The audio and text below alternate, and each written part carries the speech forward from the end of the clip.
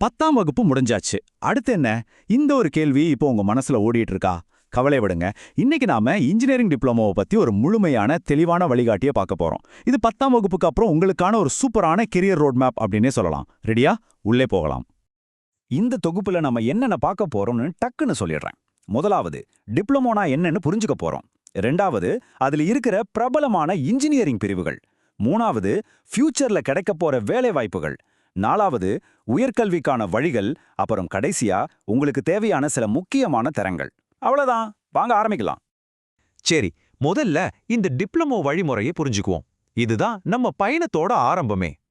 10ஆம் வகுப்பு ரிசல்ட் வந்த உடனே அடுத்து என்ன குரூப் எடுக்க போற அப்படின்னு எல்லாரும் கேட்பாங்க. கரெக்டா?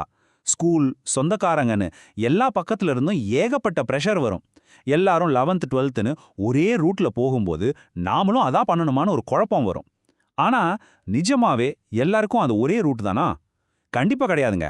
இங்கே தான் டிப்ளமோ அப்படிங்கிற ஒரு பிரில்லியண்டான ஆப்ஷன் உள்ள வருது. டிப்ளமோனா என்ன? சும்மா தியரியா உட்காந்து படிச்சுட்டு இருக்காம 10ஆம் வகுப்பு முடிச்ச உடனே நேரா பிராக்டிக்கலான வேலைக்கு தேவையான ஸ்கில்ஸை கத்துக் கொடுக்கிற ஒரு சூப்பரான கோர்ஸ் இது. சுருக்கமா சொல்லணும்னா, படிச்சு முடிச்ச உடனே நீங்க வேலைக்கு ரெடி, அந்த அளவுக்கு உங்களை தயார்படுத்திடும். இதோட பெனிஃபிட்ஸ் என்னன்னு யோசிக்கிறீங்களா? உங்க ஃப்ரெண்ட்ஸ் இன்னும் ஸ்கூல்ல படிச்சிட்டு இருக்கும்போதே நீங்க உங்க கேரியரை ஸ்டார்ட் பண்ணிடலாம். அது எப்படின்னா, இதோட டியூரேஷன் ரொம்ப கம்மி.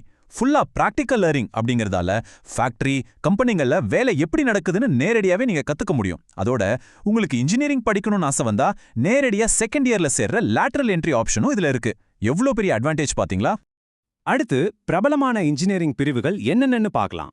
அதாவது, உங்க கெரியர் பயணத்துக்கு எந்த வண்டியை நீங்க சூஸ் பண்ண போறீங்கன்னு இப்போ முடிவெடுக்கலாம். டிப்ளமோல நிறைய பிரான்ச்சஸ் இருக்கு.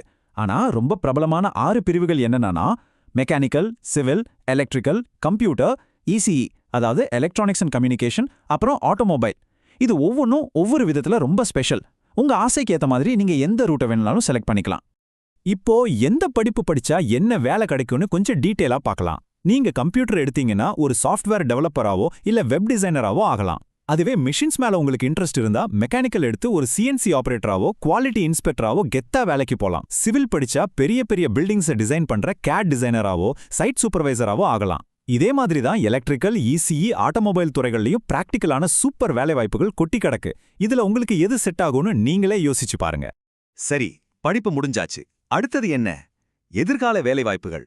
டிப்ளமோ முடிச்சதும் உங்களுக்காக என்னென்ன வாய்ப்புகள் காத்துட்டு இருக்குன்னு தெரிஞ்சுக்கலாம். வேலைன்னு வரும்போது கவர்மெண்ட் வேலை, பிரைவேட் வேலைன்னு 2 பெரிய ஆப்ஷன்ஸ் உங்களுக்கு இருக்கு.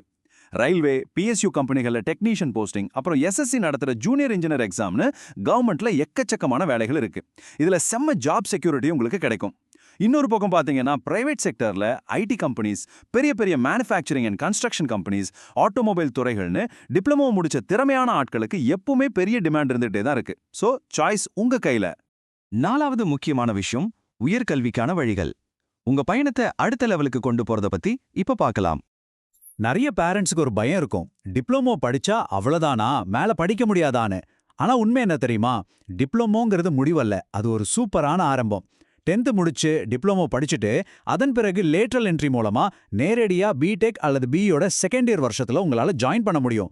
இதனால உங்க டைமும் வேஸ்ட் ஆகாது. அதே சமயம் மத்தவங்களை விட உங்களுக்கு பிராக்டிக்கல் நாலேஜ் ரொம்ப அதிகமாவே இருக்கும். டிகிரி மட்டும் இல்லாம உங்க ஸ்கில்ஸ் அப்டேட் பண்ணிக்க வேற நிறைய வழிகளும் இருக்குங்க. இண்டஸ்ட்ரிக்கு இப்போ என்ன தேவையோ அந்த புது புது சர்டிஃபிகேஷன் கோர்சஸ் நீங்க பண்ணலாம். அரசாங்கம் நடத்துற டெக்னிக்கல் எக்ஸாம்ஸ் எழுதலாம். இல்லனா நிறைய ஸ்கில் டெவலப்மெண்ட் ப்ரோக்ராம்ஸ் இருக்கு, அதுல கலந்துக்கலாம். ஏன்னா கத்துக்கிறதுங்கிறது என்னைக்குமே நிக்கக்கூடாது இல்லையா? இப்போ நாம கடைசி பகுதிக்கு வந்துட்டோம். தேவையான திறன்கள் மற்றும் குறிப்புகள். உங்க எதிர்கால பயணத்துக்காக ஒரு குட்டி வழிகாட்டுதல்னு கூட இதை சொல்லலாம். உங்களுக்கு தேவையான ஒரு சர்வைவல் கிட் பத்தி இப்ப சொல்ல போறேன். டெக்னிக்கல் நாலேஜ் அப்படிங்கிறது உங்க வண்டியோட என்ஜின் மாதிரி இருந்தா, கம்யூனிகேஷன் ஸ்கில்ஸ், டீம் ஒர்க் அப்படிங்கிற இந்த சாஃப்ட் ஸ்கில்ஸ் எல்லாம் தான் வண்டியை ஓட்டுற ஸ்டியரிங் வீல் மாதிரி. இது கூடவே பேசிக் கம்ப்யூட்டர் நாலேஜ், அப்புறம் வேலையில வர்ற பிரச்சனைகளை சமாளிக்கிற ப்ராப்ளம் சால்விங் ஸ்கில்ஸ், இதெல்லாம் உங்ககிட்ட இருந்தா நீங்க தாங்க எப்பவுமே டாப். ஸ்டூடெண்ட்ஸ்க்கு நான் சொல்லிக்க விரும்புற சில பிராக்டிகலான டிப்ஸ் இதோ. யாரோ சொல்றாங்கன்னு எந்த படிப்பையும் எடுக்காதீங்க. உங்களுக்கு நிஜமாவே எதுல இன்ட்ரெஸ்ட் இருக்கோ அந்த பிரான்ச் எடுங்க. புக்ல இருக்கிறத படிக்கிறதோட நிறுத்தாம பிராக்டிகலா செஞ்சு பழகுங்க.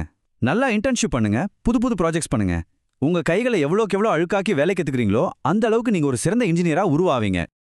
ஃபைனலா இந்த மொத்த தொகுப்போட சுருக்கத்தை ஒரு வரியில சொல்லணும்னா, 10ஆம் வகுப்புக்கு பிறகு இன்ஜினியரிங் டிப்ளமோ அப்படிங்கிறது நிறைய வேலை வாய்ப்புகளையும் உயர்கல்வி வாய்ப்புகளையும் அள்ளி கொடுக்கிற ஒரு ஸ்ட்ராங்கான கெரியர் ஆப்ஷன். ஆமாங்க, இது ஒரு மாற்றுப்பாதை மட்டும் கிடையாது, இது ரொம்ப ஸ்மார்ட்டான பாதை. இப்போ உங்களுக்கான நேரம். உங்க எதிர்காலத்தை ஃபாஸ்ட் ட்ராக்ல கொண்டு போக நீங்க ரெடியா?